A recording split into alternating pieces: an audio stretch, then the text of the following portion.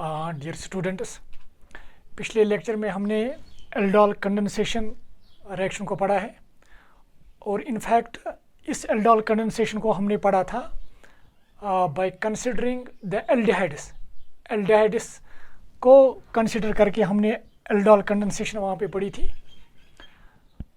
In fact हमने aldehydes में ये एल्डोल कंडेंसेशन किस तरह से होती है उसके मैकेनिज्म के बारे में भी हमने पढ़ा था।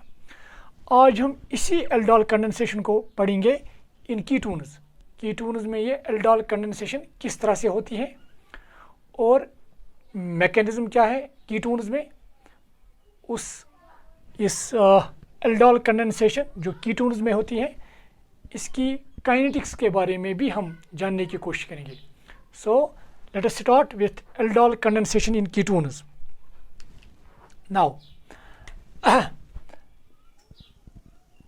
सबसे पहले मैं यहाँ पे ये कहना चाहूँगा, क्योंकि ये हमने पहले भी पढ़ा है कि ये जो एल्डोल कंडेंसेशन है ये ऐसे एल्डिहाइड्स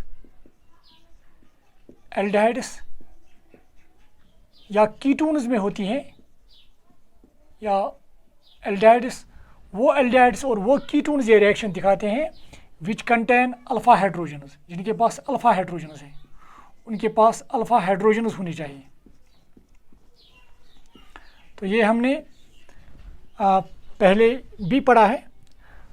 तो हमने ये भी देखा कि जिन एल्डिहाइड्स के पास अल्फा हाइड्रोजन्स होते हैं कि वो किस तरह से ये एल्डोल कंडेंसेशन रिएक्शन दिखाते हैं। तो आज हम अब कीटोन्स में देखेंगे, उन कीटोन्स में जिनके पास अल्फा हाइड्रोजन्स है और ये कैसे एल्डोल कंडेंसेशन रिएक्शन दिखाते हैं। So let us start with these ketones.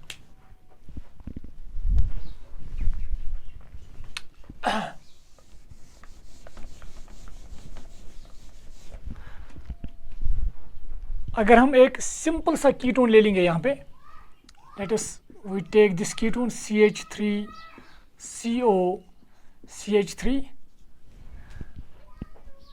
अगर हम देखेंगे ये कीटोन जो है C double bond O, it is functional group के नेक्स्ट में जो कार्बन है that is called alpha carbon, और अल्फा कार्बन पर जो हाइड्रोजन्स होते हैं इनको हम अल्फा हाइड्रोजन्स कहते हैं। तो यहाँ पर इस साइड से भी अल्फा हाइड्रोजन्स है और अगर आप देखेंगे ये भी अल्फा कार्बन ही है और इसके पास भी अल्फा हाइड्रोजन्स है। जब दो कीटोन मॉलिक्यूल्स जिनके पास अल्फा हाइड्रोजन्स होते हैं, they condense in presence of dilute base and they form the product called aldol और कीटोल लाइक दिस। अगर मैं इस तरह से दिखाऊंगा, हम दो मॉलिक्यूल्स लेते हैं कीटोन्स के, CH3COCH3। Is it clear? Now ये रिएक्शन होती है इन the presence of dilute OH negative. और पहले हम जनरल रिएक्शन दिखाएंगे। यहाँ पे CH3 है, मैं यहाँ पे लिखूँगा इस तरह से CH2H। तो यहाँ पे एक्चुअली क्या होगा, जो हम आगे देखेंगे, यहाँ पे एक कार्बन आयन बनेगा और वो कार्बन आयन अटैक करेगा इस कार्बन को, क्योंकि इस पर नेगेटिव चार्ज होने की वजह से ये उस कार्बन पर अटैक करेगा जिस पर इलेक्ट्रॉन डेफिशिएंसी होगी, that would B this carbonyl carbon. और जो ही ये इसको अटैक करेगा ये बॉन्ड ब्रेक होकर ऑक्सीजन पे नेगेटिव चार्ज आ जाएगी और इस तरह से हमारा जो यहाँ पे प्रोडक्ट बनेगा दैट वुड बी, देखिए आप CH3, ये CO इस पर नेगेटिव चार्ज आ जाएगी और ये H को हम मिलाएंगे यहाँ पे, then it would be COH। और ये CH3 में इस साइड से लिख रहा हूँ। अब ये CH2 इसके साथ अटैच होकर इस तरह से हमें प्रोडक्ट मिलेगा CH2COCH3। इनफैक्ट ये जो प्रोडक्ट है अगर आप देखेंगे इस तरह से हम it is ketonic functional group, it is alpha carbon, it is beta carbon और बीटा कार्बन पर हाइड्रोक्सिल ग्रुप है। So this product is called beta hydroxy ketone it is called beta hydroxy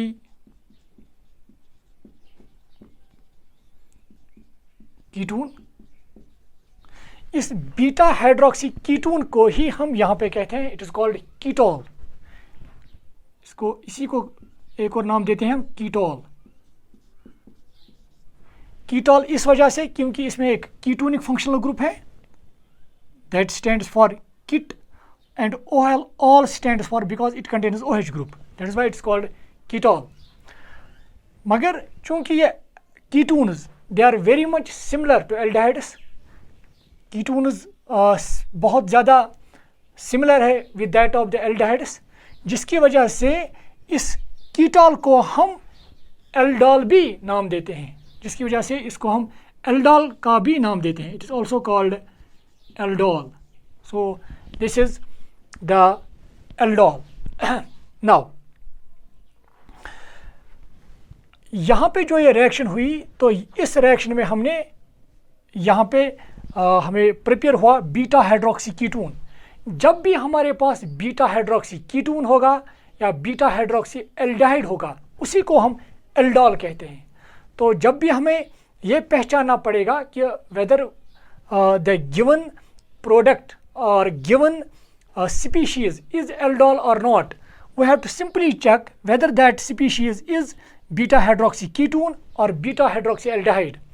अगर वो बीटा हाइड्रोक्सी कीटोन या beta hydroxy aldehyde है तो वो फिर एक एल्डोल है। Is it clear? नाउ एक और चीज़ यहाँ पे मैं कहना चाहूँगा, ये जो यहाँ पे प्रोडक्ट हमें मिला that is aldol, this aldol on heating what happens, यहाँ पे डिहाइड्रेशन होती है, वाटर मॉलिक्यूल्स यहाँ पे एलिमिनेट होता है, ये OH और ये H, जिसकी वजह से यहाँ पे डबल बॉन्ड आ जाता है और वो डबल बॉन्ड इस कार्बोनाइल जो ये कार्बोनाइल ग्रुप है इसके साथ कंजुगेशन में होने की वजह से वो प्रेफरेबली वो डबल बॉन्ड बनने की कोशिश करता है, क्योंकि कंजुगेशन होने की वजह से वो प्रोडक्ट जो डबल बॉन्ड यहाँ पे बनने की वजह से जो प्रोडक्ट बनेगा that would be more stable because of this conjugation. और जब भी प्रोडक्ट स्टेबल होगा तो ऑटोमेटिकली उसके बनने की प्रोबेबिलिटी वो बहुत ही ज़्यादा बढ़ जाती है। तो इस तरह से हमें यहाँ पे एक प्रोडक्ट मिलता है, यहाँ पे हम OH और यहाँ पे H निकालेंगे एज H2O और इस तरह से डबल बॉन्ड यहाँ पे आ जाएगा तो हमारा जो प्रोडक्ट बनेगा that would B CH3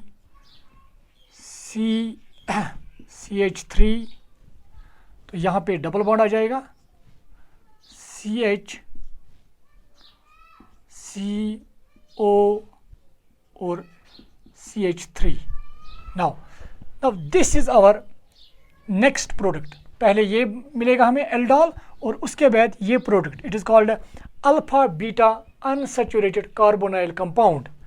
it is alpha beta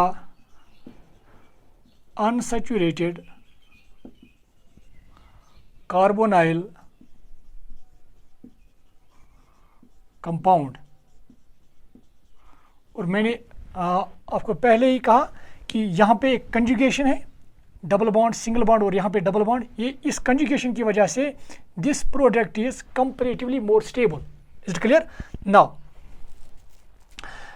अगर आप इस रिएक्शन को देखेंगे, जब ये दो मॉलिक्यूल्स आपस में कंडेंस होते हैं और वहाँ पे हमें एल्डोल मिलता है, जब चाहे एल्डिहाइड मॉलिक्यूल्स या कीटोन मॉलिक्यूल्स आपस में मिलकर एल्डोल बनाते हैं तो यहाँ से यहाँ तक इस रिएक्शन को हम कहते हैं aldol reaction. Then it is called aldol reaction. Is it clear?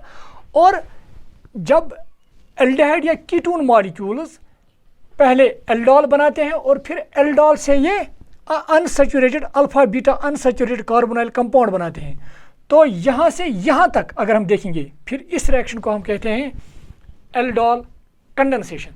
Is it clear? Now तो यहाँ पे मैं लिखना चाहूँगा, अगर कीटोन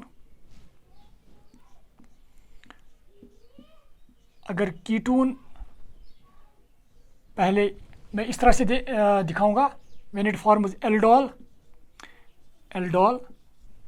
तो ये भी एक रिएक्शन है।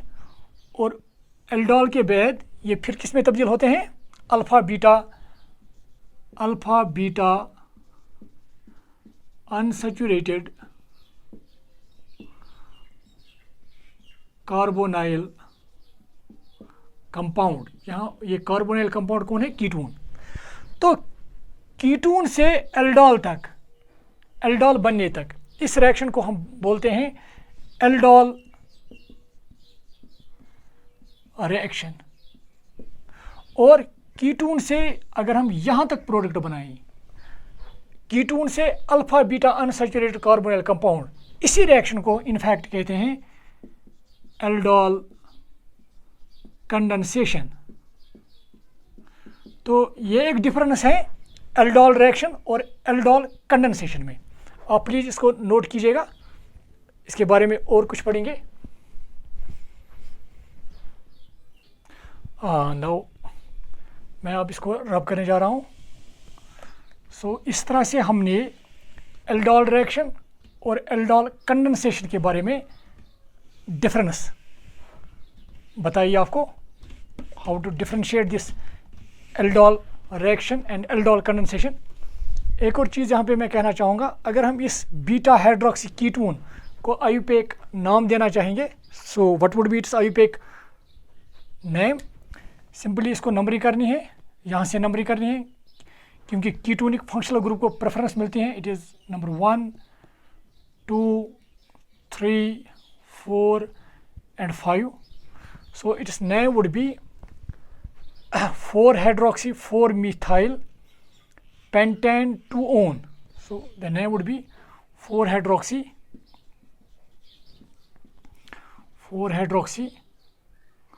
4-methyl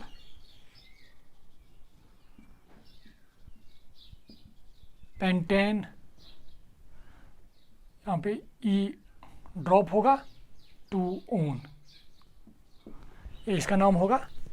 नाउ अगर हम इस alpha beta unsaturated carbonyl compound का नाम देखेंगे, इट वुड बी 1, 2, 3, 4, 5। सो 4 पर मिथाइल ग्रुप है, 4-methyl, ये भी इसका आयुपेक नाम लिख रहा हूँ, 4-methyl पेंट, ये 3 पर है इन और 2-one, ये इसका नाम आएगा। नाउ इस तरह से कीटोन का जो प्रोडक्ट हमें मिलता है during this aldol reaction and aldol condensation, वो इस तरह से जो एल्डोल हमें मिलता है, that is this 4-hydroxy 4-methyl pentane 2-one, और जो इसका alpha beta unsaturated carbonyl compound उससे मिलता है हमें on dehydration, that is 4-methyl pent 3-2-one। Clear. Now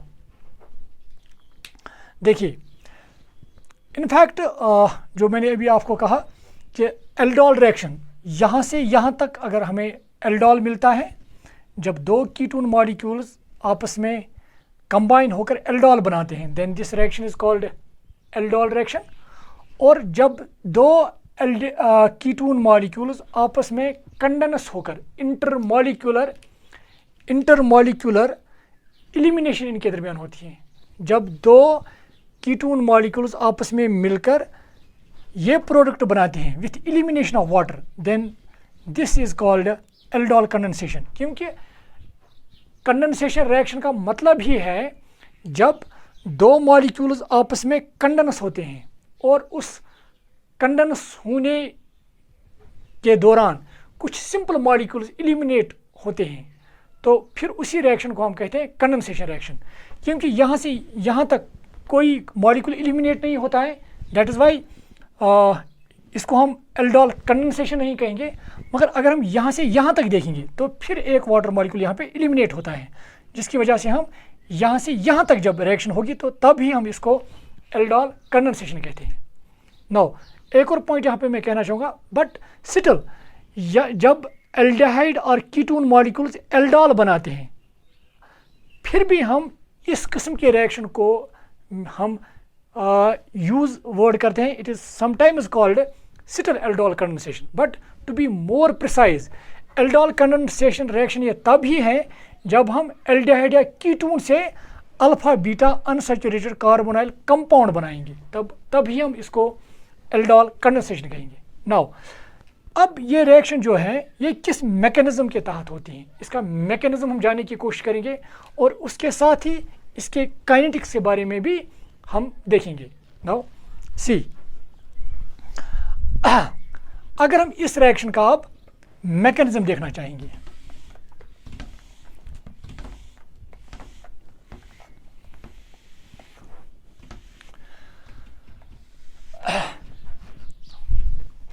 मैं इस रिएक्शन को फिर लिखना चाहूँगा यहाँ पे, पहले इस तरह से CH3CO, ये एक एसीटोन है जो हम यहाँ पे इस्तेमाल करते हैं। रिएक्टेंट का नाम आपको लिखना चाहिए यहाँ पे, it is acetone, it is again acetone. और in the presence of dilute OH negative what happens, यहाँ से CH2 नेगेटिव अटैक इस पे करता है, तो प्रोडक्ट हमारा इस तरह से बनता था CH3COH, यहाँ पे CH3, इस CH3 को मैंने इस साइड से लिखा है, तो यहाँ पे ये CH2COCH3, तो इसी में डिहाइड्रेशन होकर हमें जो प्रोडक्ट मिलता है that is like this CH3CH3 double bond CH single bond C double bond O CH3, जो कि मैंने अभी ये रिएक्शन दिखाई है। नाउ अब इसका मैकेनिज्म, ये किस मैकेनिज्म के तहत होती है, इसका मैकेनिज्म जानने की कोशिश करें। नाउ सी मैकेनिज्म,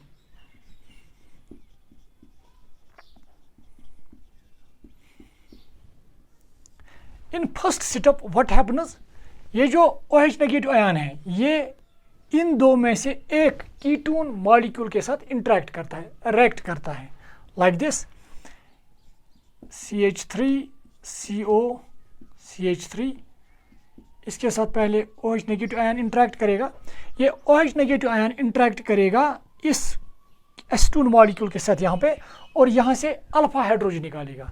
अब अल्फा हाइड्रोजन क्यों निकालेगा, क्योंकि अल्फा हाइड्रोजन जो यहाँ पे होते हैं वो एसिडिक होते हैं, क्योंकि जब भी हम यहाँ से हाइड्रोजन निकालते हैं विथ OH नेगेटिव, वही हाइड्रोजन निकलेंगे जो एसिडिक होंगे। तो ये जो यहाँ पे हाइड्रोजनस हैं they are acidic in nature, और ये हमने पिछले क्लास में पढ़ा है कि ये एसिडिक क्यों होते हैं, क्योंकि एक तो यहाँ पे जो कार्बोनाइल ग्रुप है इट इज़ इलेक्ट्रॉन विड्राइंग होने की वजह से ये इलेक्ट्रॉन्स अपनी तरफ खींचेगा, तो ऑटोमेटिकली यहाँ पे H को रिलीज़ करना एज H पॉजिटिव वो आसान होगा।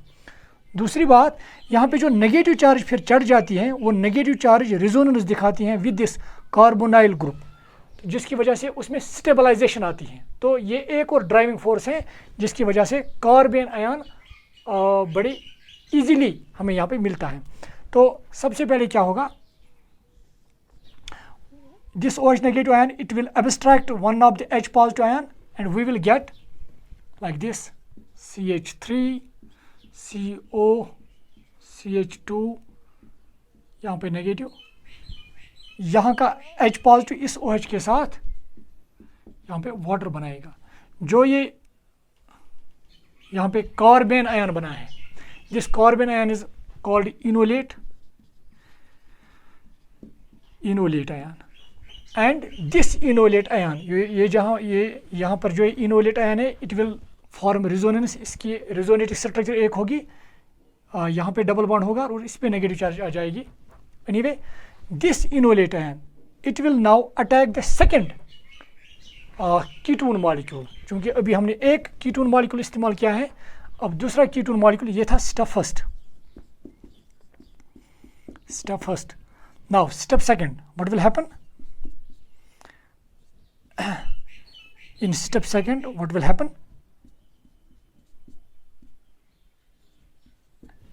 ये जो इनोलेट आयन है it will attack another ketone molecule which is here acetone CH3COCH3, और इस पे ये इनोलेट आयन अब अटैक करेगा। Since it is enolate ion, it is we can also call this as carbon ion, और हम ये एक्ट करेगा एज न्यूक्लियोफाइल। इस पर इलेक्ट्रॉन डेंसिटी ज़्यादा है, ये इलेक्ट्रॉन डेंसिटी ज़्यादा होने की वजह से ये उस जगह अटैक करेगा जहाँ पे इलेक्ट्रॉन डेफिशिएंसी ज़्यादा होगी, that is this carbonyl carbon. क्योंकि कार्बन और ऑक्सीजन के दरमियान इलेक्ट्रोनेगेटिविटी डिफरेंस है, oxygen is more electronegative than carbon, जिसकी वजह से इस कार्बन पर इलेक्ट्रॉन डेफिशिएंसी होगी। तो ये कार्बन आयन इस कार्बन पर अब अटैक करेगा। जो ही इसके साथ ये कार्बन अटैक करेगा, बॉन्ड ब्रेक होकर ऑक्सीजन पे अब नेगेटिव चार्ज आ जाएगी। तो जो दूसरा स्टेप है, यहाँ पे हमें क्या मिलेगा अब, CH3 CO पे अब नेगेटिव चार्ज आ जाएगी, O पे नेगेटिव चार्ज, ये है CH3, यहाँ पे CH3, और अब यहाँ पे CH2 CO CH3। तो इस तरह से हमें मिल जाएगा यहाँ पे CH3 CO negative, CH3 CH2 C double bond O CH3। Clear? Now अब तीसरा step, step third and last step, aldol बनाने के लिए जो यहाँ पे अब ये हमें ये स्पीशीज़ हमें मिली जहाँ पे नेगेटिव चार्ज जो है वो ऑक्सीजन पे है। It will now abstract hydrogen from water like this, CH3 CO negative, it is CH3 here, CH2 C, it is यहाँ पर मैं इस तरह से लिख रहा हूँ, it is CO CH3, it will now abstract hydrogen from water, और ये negative O negative, it will abstract this hydrogen and it will form the product like this. The product would be now, product इस तरह का होगा, CH3 COH COH CH3 CH2 CO and CH3। इसी product को हम कहते हैं aldol, और या इसको यहाँ पे क्योंकि कीटोन्स में इनका नाम है, it is also called ketol. Is clear? Now तो ये था इसका मैकेनिज्म। अब इस मैकेनिज्म में कुछ इंपॉर्टेंट चीज़ें हैं। सबसे पहले हमें इस मैकेनिज्म में ये पता होना चाहिए कि इसमें कौन सा स्टेप स्लो है और कौन सा स्टेप फास्ट है। जब आप देखेंगे ये जो मैकेनिज्म है, इसमें जो स्लोवेस्ट स्टेप है that is this step, second one, it is slow step, and it is fast step here and it is fast step. अगर आपको थोड़ा याद होगा, unlike in case of aldehydes, वहाँ पे स्लो स्टेप ये था पहला वाला स्टेप। क्लियर? तो यहाँ पे दूसरा स्टेप स्लो स्टेप है। देखिए आप, इनफैक्ट ये स्लो स्टेप यहाँ पे क्यों है? One of the probable reason is क्योंकि यहाँ पे कार्बोनाइल कार्बन पे अटैक करना है न्यूक्लियोफाइल को। ये जो कार्बोनाइल कार्बन है, ये इसके एक तरफ CH3 ग्रुप है दैट इज़ बल्की ग्रुप, दूसरी तरफ भी बल्की ग्रुप है। बल्की ग्रुप होने की वजह से इस न्यूक्लियोफाइल को अटैक करना अब मुश्किल है, जिसकी वजह से ये रिएक्शन जो है it will be rate determining step, I mean it would be the slow step. ये आसानी के साथ इस पे अटैक नहीं कर पाएगा, क्योंकि इस पे अटैक करने के लिए एक तो यहाँ पे स्टीरिक हिंड्रेंस है because of these two bulky groups, और एक चीज़ अगर आपको याद होगा यहाँ पे जो बॉन्ड एंगल है दैट वुड बी अराउंड 120, क्योंकि sp2 हाइब्रिडाइजेशन होगी यहाँ पे। तो जब ये कार्बन इस पे अटैक करेगा, क्योंकि अब 4 बॉन्ड्स बनेंगे, तो एंगल डिक्रीज होगा फ्रॉम 120 इसके आसपास टू 19 के आसपास। तो जब बॉन्ड एंगल डिक्रीज होगा, उसकी वजह से भी रिपल्शन बहुत ज़्यादा बढ़ेंगे। ऑटोमेटिकली ये स्टेप जो है ये आसानी के साथ ये प्रोडक्ट नहीं बनाएगा, जिसकी वजह से this step is the slowest step. और अगर हमें स्लो स्टेप पता है तो हम इसकी काइनेटिक्स, हम इस रिएक्शन का ऑर्डर, हम इस रिएक्शन की मॉलिक्यूलरिटी बता सकते हैं। नाउ एक और इम्पॉर्टेंट पॉइंट, केमिकल काइनेटिक्स में हमने पढ़ा है कि वो रिएक्शंस जो एक ही स्टेप में होते हैं उनको हम एलिमेंट्री रिएक्शंस कहते हैं, और वो रिएक्शंस जो एक से ज़्यादा स्टेप्स में होते हैं they are called complex reactions. Since this reaction occurs in more than one step, so it is example of a complex reaction. तो पहला पॉइंट इसके बारे में मैं यहाँ पे लिखना चाहूँगा, अब मैं अब यहाँ पे रब करना चाहूँगा।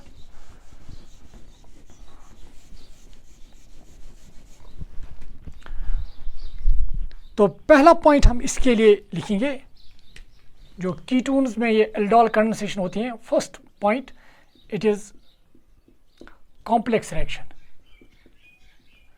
जो मैंने कहा कि ये एक से ज़्यादा स्टेप्स में होती हैं।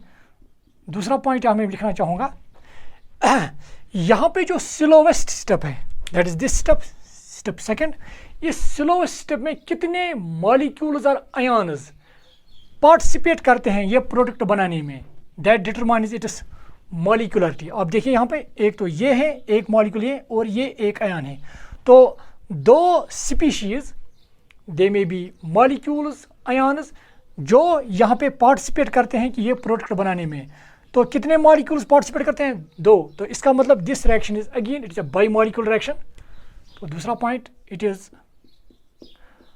By molecular reaction, by molecular reaction. तीसरा पॉइंट, नाउ इसका ऑर्डर, और केमिकल काइनेटिक्स में हमने पढ़ा है कि जब भी हमें कॉम्प्लेक्स रिएक्शन का ऑर्डर निकालना होता है तो हमें स्लोवेस्ट स्टेप में ये देखना पड़ता है कि कौन कौन सा मॉलिक्यूल इस रिएक्शन में पार्टिसिपेट करता है, स्लोवेस्ट स्टेप में कौन कौन सी स्पीशीज हिस्सा लेते हैं as reactants. Is it clear? तो उस स्लोवेस्ट स्टेप से ही हम इस रिएक्शन का ऑर्डर निकालते हैं। तो ऑर्डर कैसे निकालते हैं? उसके लिए हमें रेट लॉ चाहिए, हमें रेट लॉ निकालना पड़ता है, और रेट लॉ हम इसी स्टेप से निकालते हैं। नाउ देखिए आप, क्योंकि जो कॉम्प्लेक्स रिएक्शन होती है उसके स्लोवेस्ट स्टेप में, जो ये स्लोवेस्ट स्टेप है, रेट ऑफ रिएक्शन इसी स्टेप पर डिपेंड करता है। तो इसका मतलब जो रेट ऑफ रिएक्शन है that would be directly proportional to this CH3CO CH3। एक तो वो कीटोन पर डिपेंड करेगा, और इस कार्बन आयन इसकी कंसंट्रेशन पर डिपेंड करेगा। तो as per the slowest step, तो अगर मैं इस तरह से लिखूंगा, rate of reaction, rate of reaction that would be equal to Kf rate constant into molar concentration of, इस स्टेप में जो यहाँ पे इनकी जो मोलर कंसंट्रेशन है उन पर ही रेट ऑफ रिएक्शन डिपेंड करेगी, दैट इज CH3CO CH3 इसकी मोलर कंसंट्रेशन। और हमें यहाँ पे इस जो इसकी मोलर कंसंट्रेशन है इसका पावर क्या आ जाएगा वो डिपेंड करेगा इसके आगे न्यूमेरिकल कोएफिशिएंट क्या है। यहाँ पे इसके आगे न्यूमेरिकल कोएफिशिएंट कुछ भी नहीं है, तो इसका मतलब 1 है, तो हम यहाँ पे 1 लिखते हैं यहाँ पे। क्योंकि अगर हम 1 लिखें या न लिखें इसका मतलब ये है it is by default, it means that there is 1। तो यहाँ पे न्यूमेरिकल कोएफिशिएंट यहाँ पे 1 है। नाउ तो हमने अब rate of reaction is equal to Kf molar concentration of this ketone into molar concentration of this carbon है, like this CH3CO CH2 negative. Is it clear? तो इसकी कंसंट्रेशन टर्म पर क्या पावर आएगा वो डिपेंड करेगा, यहाँ पे जो न्यूमेरिकल कोएफिशिएंट है इसका दैट इज़ 1, तो यहाँ पे हम 1 लिख सकते हैं। अगर ना भी लिखें फिर भी ये अंडरस्टूड होता है कि यहाँ पे 1 है। नाउ तो फिर हम इससे अब रेट ऑफ रिएक्शन बता सकते हैं कि ये किस पर डिपेंड करता है। So the rate of reaction depends upon this CH3CO CH3 and this enolate ion. Now एक और चीज़ हमें काइनेटिक्स में पता है कि जब भी, क्योंकि हमें ऑर्डर निकालना है और ऑर्डर निकालने के लिए हमें रेट लॉ चाहिए। क्या हम इसको रेट लॉ कहेंगे? नहीं, हम इसको रेट लॉ नहीं कहेंगे, क्योंकि रेट लॉ में हम रेट ऑफ रिएक्शन एक्सप्रेस करते हैं इन टर्म्स ऑफ रिएक्टेंट्स। तो बेशक ये रिएक्टेंट है, ये मत रिएक्टेंट है, तो हमें फिर इसकी कंसंट्रेशन एक्सप्रेस करनी पड़ेगी रिएक्टेंट्स में। रिएक्टेंट्स में ये कंसंट्रेशन, इसकी कंसंट्रेशन हम एक्सप्रेस करेंगे किन में, इन terms of reactants, because rate law में सिर्फ रिएक्टेंट्स हम दिखाते हैं। तो ये चूंकि रिएक्टेंट नहीं है, ये एक इंटरमीडिएट है, तो इस वजह से हम पहले इसकी कंसंट्रेशन को रिएक्टेंट्स में दिखाएंगे। अब वो कैसे करेंगे देखिए आप। नाउ सी, नाउ मैं थोड़ा यहाँ पे रब करना चाहूँगा ताकि हम इस इनोलेट आयन की कंसंट्रेशन यहाँ पे एक्सप्रेस करें। अगर आप यहाँ पे देखेंगे ये तीनों steps they are reversible steps, तो हमें इसकी कंसंट्रेशन एक्सप्रेस करनी है in terms of reactants, in terms of reactants this and this. In fact ये जो है ये इनफैक्ट बेस है, हमें पहले ही पता है, तो इसकी कंसंट्रेशन हमें चाहिए। Now see what we will do. अगर हम पहला स्टेप देखेंगे, step first, since it is this reaction is reversible reaction, अगर ये रिवर्सिबल रिएक्शन है तो हम इसका इक्विलिब्रियम कांस्टेंट निकाल सकते हैं। तो अगर हम इसका इक्विलिब्रियम कांस्टेंट निकालेंगे, अगर हम इस रिएक्शन का इक्विलिब्रियम कांस्टेंट निकालेंगे तो definitely what we will get, तो यहाँ पे इक्विलिब्रियम कांस्टेंट जो होगा K F that would be equal to, अगर हम इस स्टेप का निकालेंगे के एफ, अगर हम इक्विलिब्रियम कांस्टेंट निकालेंगे तो इक्विलिब्रियम कांस्टेंट किसके बराबर होता है, product of molar concentration of products, that is CH3CO CH2, इस तरह से product of molar concentration of products. अब प्रोडक्ट कौन कौन है यहाँ पे, वाटर और ये product of molar concentration of products divide by product of molar concentration of reactants, that is this CH3CO CH3 into product of molar concentration of यहाँ पे base OH negative. Is it clear? Now यहाँ तक आप clear हैं। Now हमें अब ये चाहिए इसकी कंसंट्रेशन, ताकि हम फिर इसमें सब छोड़ करेंगे यहाँ पे। तो ये किसके बराबर आएगा, now it would be CH3CO CH2 negative. अगर हम इसकी मोलर कंसंट्रेशन देखना चाहेंगे that would be equal to KF। देखिए ये इसके साथ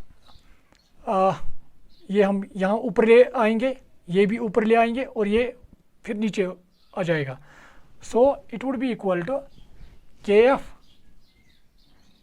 इंटू CH3CO CH3 और OH negative divided by that is H2O। Is it clear? Now इसकी मोलर कंसंट्रेशन देखिए आप।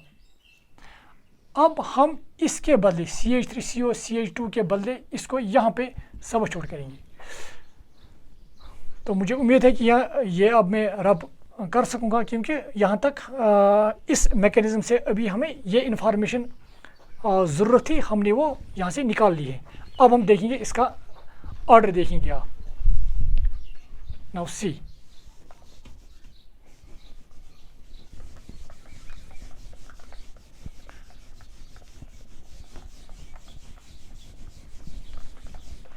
तो इसका मतलब अगर हम रेट ऑफ रिएक्शन, ये वाली रिएक्शन लिखेंगे इन टर्म्स ऑफ रिएक्टेंट्स सब, so rate of reaction is equal to KF, ये तो KF ही है, CH3CO CH3 ये भी इतना है, ये तो रिएक्टेंट ही है। इसके बदले हमें अब क्या लिखना है, चलो इसके बदले KF लिखेंगे, इसको KF डैश नाम रखेंगे, इसके साथ डिफरेंशिएट ताकि ये हो जाए। अब it is KF dash CH3CO CH3 into OH negative और इसके डिनोमिनेटर में वाटर। देखिए आप, ये कांस्टेंट है, ये भी कांस्टेंट है, और चूंकि ये वाटर सॉल्यूशन डाइल्यूट है, इसका मतलब जो मोलर कंसंट्रेशन ऑफ वाटर है दैट इज अगेन कांस्टेंट। तो इन कांस्टेंट्स को मिला के एक नया कांस्टेंट बनेगा, तो जिसकी वजह से हमें जो एक्सप्रेशन मिलेगा that would be rate is equal to rate of reaction, that would be equal to KF into K of dash divide by molar concentration of water, इनके बदले में जो कांस्टेंट ले रहा हूँ दैट इज़ के इंटू CH3CO CH3, यहाँ पे CH3CO CH3, यहाँ पर भी CH3CO CH3, यानी base are same, power should be added. तो यहाँ पे जो पावर आएगा इसका 2 इंटू OH नेगेटिव।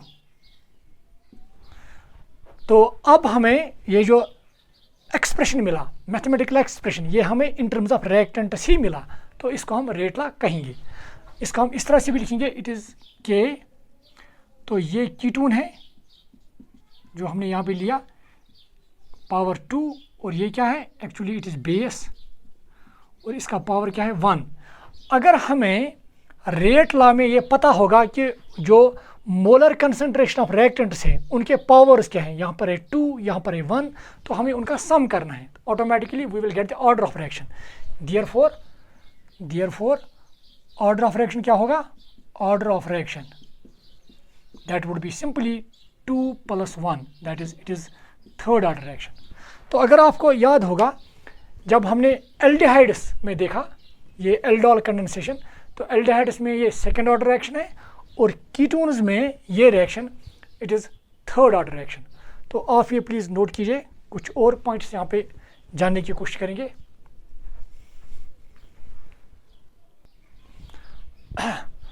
तो यहाँ पे एक चीज़ हमें क्लियर हुई है कि जब भी एल्डिहाइड्स या कीटोन्स की हम बात करते हैं इन the presence of dilute base, तो वो एक रिएक्शन दिखाते हैं दैट इज़ एल्डोल कंडेंसेशन, मगर शर्त है कि उनके पास अल्फ़ा हाइड्रोजन्स होने चाहिए। अब कौन कौन से मॉलिक्यूल जो ये एल्डोल कंडेंसेशन नहीं दिखाते हैं, अगर हम कुछ मॉलिक्यूल्स की यहाँ जिक्र करेंगे, चलो देखिए आप।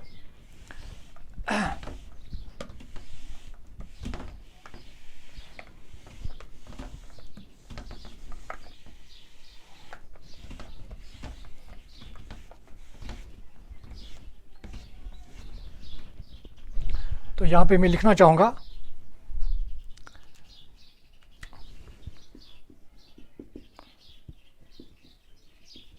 which of the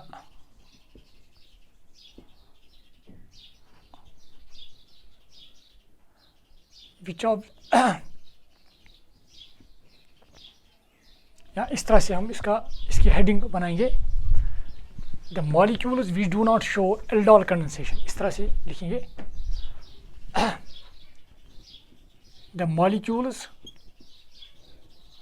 I mean they may be aldehydes or ketones, the molecules that is aldehydes या ketones which do not show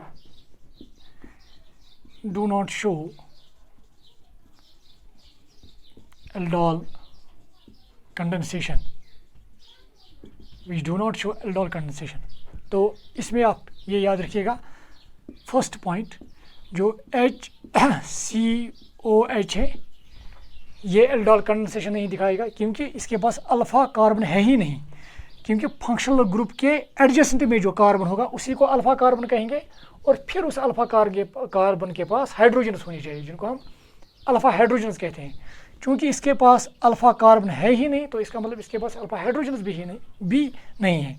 so it will show no aldol condensation, ठीक है, it will not show aldol condensation. एक और molecule अगर आप देखेंगे यहाँ पे दैट इज़ C6H5COH, अगर आप देखेंगे ये भी एल्डोल कंडेंसेशन नहीं दिखाएगा, क्योंकि इसके पास अल्फ़ा कार्बन है मगर अल्फ़ा हाइड्रोजन नहीं है। देखिए कैसे यहाँ पे लग रहा है जैसे कि इसके पास अल्फ़ा हाइड्रोजन है, बट इनफैक्ट ये नहीं है, ये इस तरह का मॉलिक्यूल है।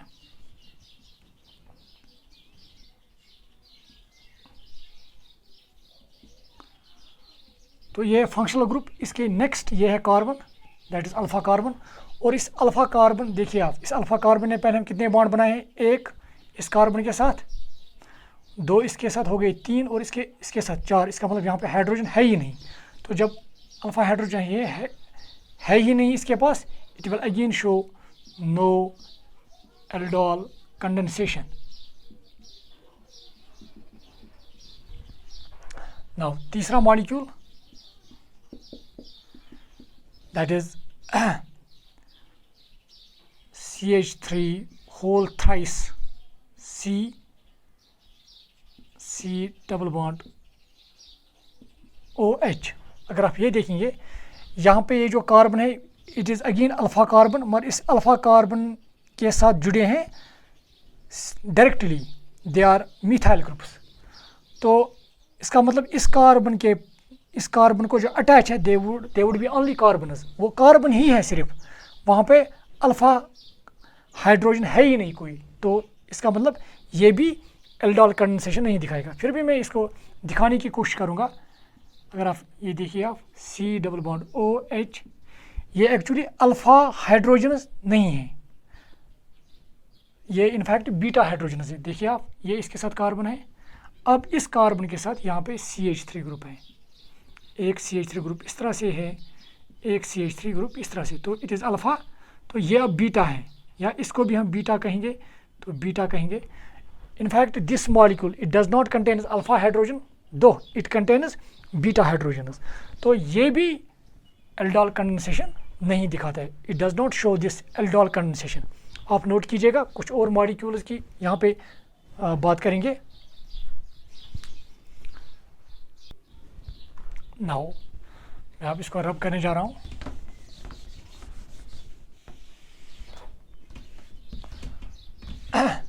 देखिए आप फोर्थ मॉलिक्यूल, अगर आप ये देखेंगे यहाँ पे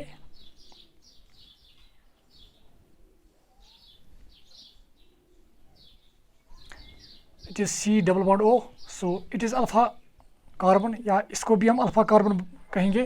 तो यहाँ पे इनफैक्ट दो हाइड्रोजन्स हैं, so we have 2 alpha hydrogens from this side and 2 alpha hydrogen from this side. अगर आप इसको डाइल्यूट OH के साथ रिएक्शन करवाओगे but it will never show aldol condensation. देखिए रीज़न क्या है, इनफैक्ट इसको हाइड्रोजन यहाँ से निकालना है, मगर चूँकि ये जो रिंग है it is 3 membered ring, and 3 membered rings they are highly unstable, they have a large tendency to get open up। ये चाहेंगे कि ये ओपन अप हो जाए, ये रिंग जो है ये ब्रेक होना चाहिए। तो इसकी वजह से क्या होगा, ये OH नेगेटिव यहाँ से अल्फ़ा हाइड्रोजन नहीं निकालेगा, बल्कि this OH negative will directly attack to this carbonyl carbon because of it is high opening tendency. तो जब ये यहाँ पे तो बॉन्ड ब्रेक होकर ऑक्सीजन पर नेगेटिव चार्ज आ जाएगी, तो यहाँ पे जो हमें स्पीशीज़ मिलेगी that would be O negative, और यहाँ पे आप OH इस तरह से। Is it clear? अब इसके बाद क्या होगा, ये यहाँ पे डबल बॉन्ड बनाएगा इसके साथ, और जो ही इसके साथ डबल बॉन्ड बनाएगा, इस कार्बन के कितने बॉन्ड्स होंगे फिर, 1 2 3 4 5, तो ऑटोमेटिकली ये बॉन्ड ब्रेक होकर इस पर नेगेटिव चार्ज आ जाएगी। तो इसका मतलब यहाँ पे जो हमें प्रोडक्ट मिलेगा वो इस तरह से मिलेगा, C ये हुआ डबल बॉन्ड O, फिर ये है OH, ये मैंने OH लिखा, इसके बाद अब CH2, ये CH2, अब ये CH2 which is having a negative charge. Now it will abstract hydrogen from water, और यहाँ पे जो हमें प्रोडक्ट मिलेगा that would be like this, COOH, CH2 and CH3. It is in fact propanoic acid, propanoic acid. देखिए हमें यहाँ पे अगर आपको याद होगा, यहाँ पे बीटा हाइड्रोक्सी एल्डिहाइड या बीटा हाइड्रोक्सी कीटोन हमें नहीं मिलेगा, या हम सिंपली कहेंगे यहाँ पे हमें एल्डोल नहीं मिलेगा। In fact we will get this type of product. और मैंने ये कहा कि ये OH नेगेटिव यहाँ से अल्फ़ा हाइड्रोजन नहीं निकालेगा, क्योंकि 3 मेंबर्ड रिंग जो है इसकी हाई ओपनिंग टेंडेंसी होती है, जिसकी वजह से ये OH नेगेटिव डायरेक्टली इस कार्बोनाइल कार्बन पर ही अटैक करके ये प्रोडक्ट हमें यहाँ पे देगा। तो ये एक और मॉलिक्यूल है जिसके पास अल्फ़ा हाइड्रोजन है, मगर ये एल्डोल कंडेंसेशन नहीं दिखाएगा। एक और मॉलिक्यूल की बात मैं यहाँ पे करना चाहूँगा, तो ये आप याद रखिएगा,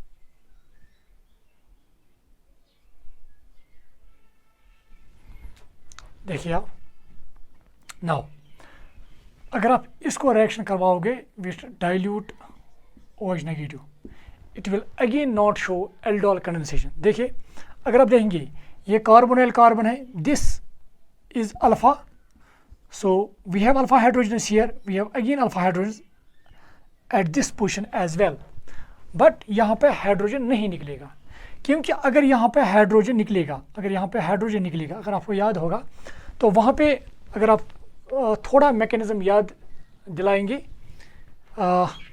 खुद को, व्हाट विल हैपन, यहाँ पे अगर यहाँ से हाइड्रोजन निकलता तो यहाँ पे नेगेटिव चार्ज आ जाती, उस नेगेटिव चार्ज वो रेजोनेंस दिखाती थी इस कार्बोनाइल कार्बन के साथ, या हम कहेंगे इस कार्बोनाइल ग्रुप के साथ। मगर यहाँ से हाइड्रोजन जो निकलेगा तो यहाँ पे जो नेगेटिव चार्ज, ये जो नेगेटिव चार्ज है वो यहाँ पे स्टेबल नहीं होगी, तो इसकी वजह से यहाँ से हाइड्रोजन नहीं निकलेगा, क्योंकि यहाँ पे नेगेटिव चार्ज जो फिर आ जाती, that will not show resonance with this, because this carbon it is not in sp2 hybridization but it is in sp3 hybridization. ये आप याद रखिएगा, चाहे आप ये वाला कार्बन और ये वाला कार्बन, इनको बोलते हैं bridgehead carbons, these bridgehead carbons they are having sp3 hybridisation. तो अगर इस पर नेगेटिव चार्ज भी आ जाती फिर भी ये sp3 है, और sp3 हाइब्रिडाइजेशन होने की वजह से ये इसके साथ कंजुगेशन नहीं दिखाएगा, मतलब ये जो यहाँ पे जो कार्बोनाइल ग्रुप है और ये कार्बन जिस पर अगर हम मानते कि नेगेटिव चार्ज आ जाती, वो रेजोनेंस नहीं दिखाएंगे, उनके ऑर्बिटल्स p ऑर्बिटल्स या उनके ऑर्बिटल्स जो होंगे वो आपस में पैरेलल नहीं होंगे। कंजुगेशन दिखाने के लिए उनका पैरेलल होना लाजमी है, तो जिसकी वजह से ये यहाँ से अल्फा हाइड्रोजन जो वो यहाँ से नहीं निकलेगा, जिसकी वजह से ये मॉलिक्यूल भी it will not show no aldol condensation. एक और मैं यहाँ पे एग्जांपल देना चाहूँगा, तो ये आप याद रखिएगा, जो ब्रिजहेड कार्बन्स होते हैं they are always having sp3 hybridization. अगर यहाँ पे कार्बन आयन भी बनता वो भी sp3 ही होगा, और वो कार्बन आयन यहाँ पे हाईली अनस्टेबल होगा, because that will not show resonance with this carbonyl group. Is clear?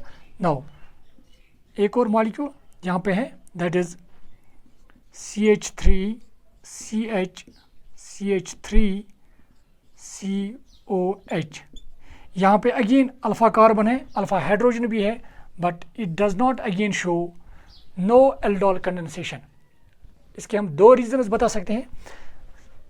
पहले इसका जो हाइड्रोजन है that would B not acidic, क्योंकि एसिडिक क्यों नहीं होगा, क्योंकि यहाँ पे जो दो मिथाइल ग्रुप्स हैं they have positive inductive effect, और उस पॉजिटिव इंडक्टिव इफेक्ट की वजह से इस कार्बन पर नेगेटिव चार्ज, इलेक्ट्रॉन डेंसिटी बढ़ जाएगी।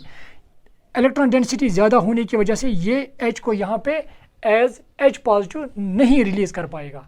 तो जब ये H पॉजिटिव यहाँ से H पॉजिटिव नहीं रिलीज़ होगा तो ऑटोमेटिकली हम कहेंगे कि this hydrogen is not acidic. और अगर ये एसिडिक नहीं है, फिर ये OH नेगेटिव आयन के साथ रिएक्ट नहीं करेगा, तो automatically it will not show aldol condensation. तो हो गया एक रीज़न। दूसरा रीज़न ये भी है कि ये जो एल्डिहाइड है, अगर हम यहाँ पे नेगेटिव चार्ज इस पर आ जाती तो इसको फिर ऐसे ही मॉलिक्यूल को अटैक करना है, क्योंकि ये बल्कि ग्रुप्स होने की वजह से इस न्यूक्लियोफाइल में एक स्टीरिक हिंड्रेंस होगी, तो उस स्टीरिक हिंड्रेंस की वजह से भी दूसरे एल्डिहाइड मॉलिक्यूल को अटैक करना मुश्किल होगा। तो दोनों रीजन्स हैं।